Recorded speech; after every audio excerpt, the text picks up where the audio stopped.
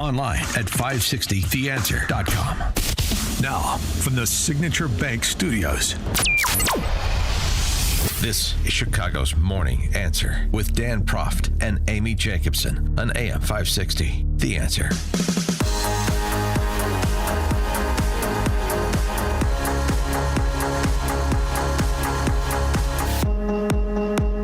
Top of the morning, Dan and Amy. So Ukraine pulled off what is being characterized as one of the most significant operations of the war and one of the most significant inflictions of damage on the Russian Air Force in history. They staged drones in cargo containers outside of several air bases across Russia and opened them to reveal these drones, which were used to target aircraft at each one of these bases, several air bases. And the reports are that they damaged or destroyed 40 Russian bombers, and now they're sending a delegation to Turkey for peace talks with Russia today, and they're going to show up and say, "How do you like me now?" I mean, having peace talks to resume in Istanbul after a surprise drone attack, I can't imagine how it would affect the conversation. Well, it should affect it positively because it says, look what we can do. Yeah, it says we can impose a cost. I mean, the only thing that a tyrant like Putin understands is force. And so you have to show you can impose a cost. You're not just going to sit back and take it. And that's what the Ukrainians have accomplished, I think, in part with this attack. Now, how sustained it is, how many times they can pull off a sophisticated attack like this that I understand was months in the planning, if not years, that's unclear. But it's something. For more on it, let's start there. We have to circumnavigate the globe, but we'll start there with Stephen Bucci, who served America for 3 decades as an Army Special Forces officer and top Pentagon official. Now a visiting fellow in the Heritage Foundation's Allison Center for Foreign Policy Studies. Stephen, thank you. It's always great to be on the show, and it's an interesting bunch of news today. Yeah, so give us your assessment of the importance of that attack that the Ukrainians carried out in response to a Russian drone attack that killed a dozen Ukrainian soldiers just a few days earlier. Yeah, you know, Putin's going to be ticked whenever he or whoever shows up for the talks get there because they just gave him a black eye. But, you know, this is exactly what he's been doing. Every time he says, okay, we'll do a ceasefire, we'll talk. Just give me all these things that I want and none of you want to give me. Just give me that and everything will be fine. And then literally the next moment, there are massive rocket and drone attacks into Kyiv or other parts of Ukraine, and he doesn't blink an eye. But he just got a little bit of turnaround as fair play from the Ukrainians, who have clearly been holding this surprise there. And interestingly, what they specifically targeted were their nuclear delivery aircraft. So these bombers are exactly the aircraft that, you know, they can use missiles too, don't get me wrong. They still have a nuclear capability, but this severely lessens Russia's ability to deliver nuclear devices on enemies, which is the big stick that Putin has been using to get Europe to back off.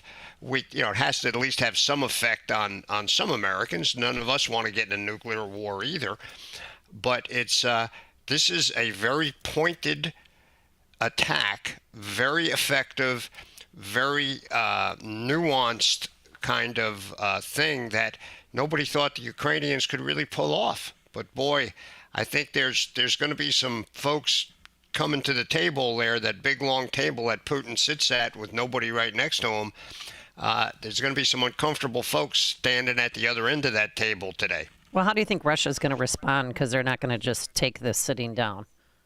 I think we're going to see massive attacks against Ukraine. I think Zelensky understood when they did this, Putin wasn't just going to go over and crawl up in a corner in the fetal position, that his response is going to be to strike back.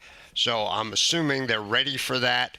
But I hope the message that's gone out to Europe in particular is, hey, Ukraine's still in the fight. Maybe it would be wise to give them some stuff to use in this fight effectively that can again make Russia feel the pain. Thus far in the war, except for a couple of occasions, it's been the Ukrainians who've had all the pain, and Russia, just absorbs it. They got a lot of people, a lot of terrain. Their news is controlled, but this is something that people are going to know about, and it's going to affect the stability of Putin's regime. It's not going to bring him down to tomorrow, but people realize, hey, he is at least partially naked. But I mean, what is the assessment? Because I'm sure he's making it too, or has an understanding of it. What is the assessment of Ukraine's ability to continue to pull off complicated operations like this? In this sort of David versus Goliath fight. How many slingshots do they got? Yeah, I don't think there's a lot of doubt that this is, this was their big thing. I can't believe they've got another one of these sitting around somewhere, or there's probably a lot of shipping containers all over Russia right now that are getting pried open to make sure they don't have drones inside them. So this is the kind of attack that you really only get one shot at. It looks like they did it to pretty good effect, but clearly didn't take Russia out of the war. So there's going to be a price for Ukraine, and now Russia is going to take a lot of steps that will make doing something like this again very, very difficult.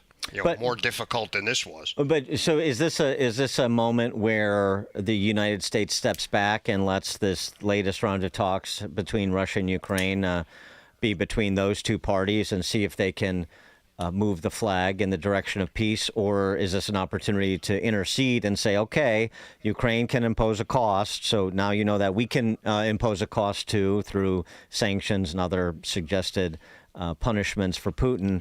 And so let's stop this before it escalates again, and we go, peaks and valleys for months on end with violence and reduce violence and talks, and get off this hamster wheel. I would prefer the latter. I think that's the smarter way to go. I'm not sure what the administration will choose to do.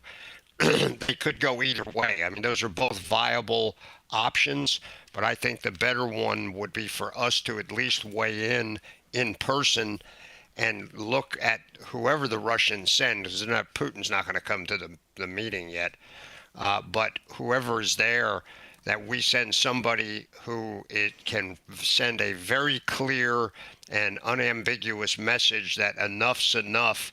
You guys felt the pain. I don't think you want to feel any more.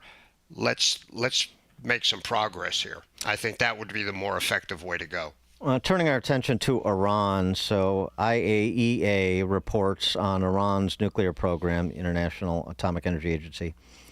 Surprise, surprise, they were less than forthright with the development of their nuclear program and the uranium enrichment piece of it. Iranians increased their stockpile of 60% enriched uranium by about half since early February, amassing enough for 10 nuclear weapons. That's just since Trump took office. It's as the Wall Street Journal opined, Iran is the only state without nukes to produce 60% enriched uranium, which is a stone's throw from weapons grade and beyond the levels required for civilian energy or research. A second IAEA report details noncompliance from the investigation into its undeclared nuclear material. I mean, none of this is particularly shocking, other than maybe the assessment of how close they are and how many nuclear weapons they could have in short order if nothing is done to stop it. So what happens now? And if, frankly, if the Israelis decide to strike, what will we do about that? This is, again, as you say, it's not a surprise. Anybody with any brains could have told you this has been the case. But what do we do about it? I think the Israelis are probably going to make a call and say, okay, Now you even got the, the international community agreeing with us that this is a problem. We understand you want to keep talking. We're going to trust you, Mr. Trump. Go ahead and keep talking, but understand we're not turning everything off. We're going to continue with our planning, with our preparations, because at any moment we could make the decision to start taking out those assets. I can't believe that Netanyahu has said anything but that to Trump. Trump has asked him for more time. Please don't do this yet. We think we can make progress through the talks. And Netanyahu's probably shaking his head going, okay, give it a shot. But, nobody else has been able to do it. We'll see what happens. And I hope Trump's right. I mean, that would be a better outcome if they willingly gave this stuff up. But I can't believe with the mullahs still in power that that's going to happen. I just can't. I think that's a bridge too far in optimism. And I wear some rose-colored glasses sometimes, but this one I'm not optimistic about. Well, we've been here before. I mean, where we've essentially outsourced the destruction of nuclear capability or the prospect of nuclear capability to the Israelis in the Middle East. Of course, I'm thinking of the Ozrak nuclear reactor that was taken offline by the Israelis in the early 80s. So, I mean, should we be concerned about the, if there's no progress that you can trust made through diplomatic channels? The Israelis do what they need to do to secure their position in the region, and we back their play. I mean, I know people are sort of always touchy about sparking World War III, but should we be that concerned about it if Iran continues to be obstinate?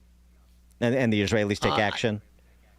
Well, I think we should be concerned about it. You're talking about taking out a bunch of really big targets, some of them in close to population centers. To do that, the Israelis are going to have to use some, pretty big ordnance. We've given them some bunker busters. I don't know how many.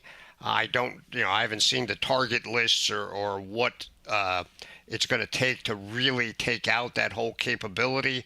In the past, we always thought that they would have to use their own nukes to get these things. I think with the bunker busters, if we've given them enough and they all get targeted correctly, that perhaps the Israelis can stay below the nuclear threshold. And then there'll be lots of wailing and gnashing of teeth in the Middle East, but there'll be a whole bunch of sighs of relief from exactly some of the same people who are just as concerned about the Iranians having a nuclear capability as the Israelis are. Everybody knows Israel's going to be the first target, but Saudi Arabia, some of the other Gulf states, they all know they're pretty high on the target list too. So there won't be a worldwide cry of the Muslim world to go rescue the poor Iranians. Nobody likes the Iranians other than their proxies. Most of the rest of the Muslim world, even some of the Shia world, think the Persians are bad guys and always have been. So even their actual co-religionists within Islam, the ones that are not Persian are not big fans of them having that kind of capability, because they know, they want to establish a caliphate. They want the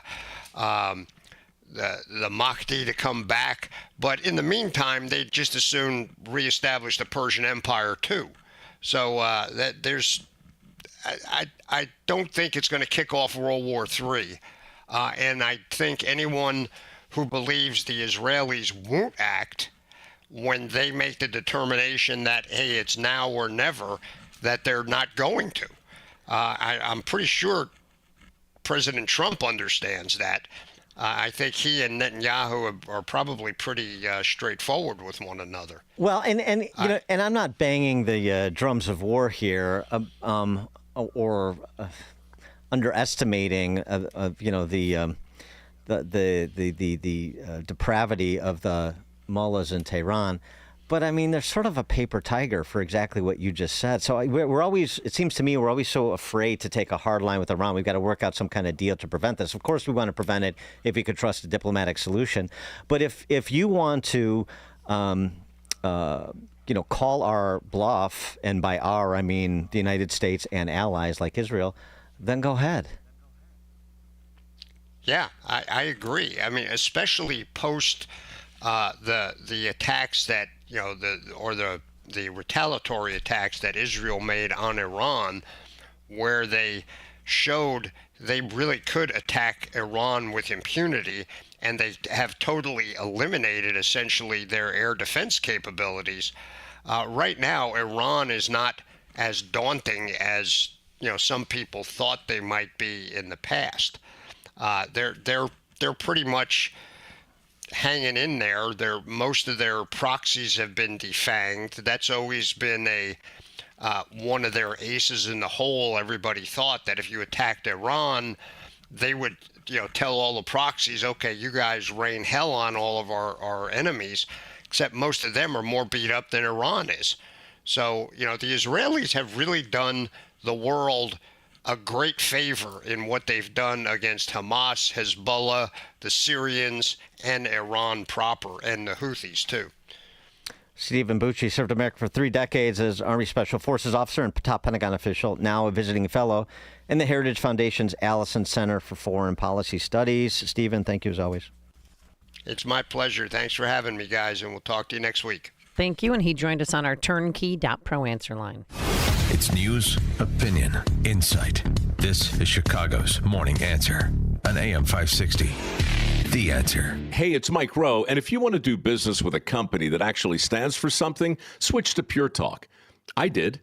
Sure, I appreciate being on America's most dependable 5G network with unlimited talk and text for just $20 a month. But what I really appreciate is Pure Talk's commitment to our military and to our skilled workforce. That matters to me. Save 50% off your first month when you dial pound 250 and say keyword Mike Rowe. Pure Talk, a wireless company that actually stands for something. You're great at protecting your personal information. You might